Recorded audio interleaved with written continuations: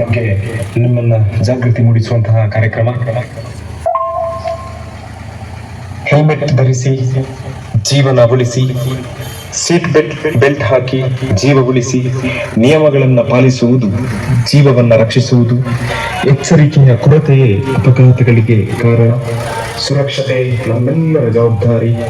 ಮಾತು ಕೇಳಿ ಸುರಕ್ಷತೆ ಪಾಲಿಸಿ, ಸುರಕ್ಷಿತವಾಗಿ ವಾಹನವನ್ನು ಓಡಿಸಿ, ಜೀವನವನ್ನು ಉಳಿಸಿ.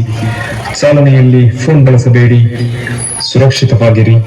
ವೇಗ ರೋಮಾಂಚನಕಾರಿ, ಆದರೆ ಅದೇ ವೇಗ ನಮ್ಮ ದೇಹಕ್ಕೆ, ನಮ್ಮ ಜೀವಕ್ಕೆ ತುಂಬಾ ಅಪಾಯಕಾರಿ. No road safety, no injury. No safety, no injury. ಇಂದು ಎಚ್ಚರವಾಗಿರಿ, ನಾಳೆ ಜೀವಂತವಾಗಿರೋಣ. ಸುರಕ್ಷತೆ ಎಂದರೆ ಮನಸ್ಸಿನ ಸ್ಥಿತಿ, ಅಪಘಾತಗಳು ಮನಸ್ಸಿನ ಅಪಸ್ಥಿತಿ.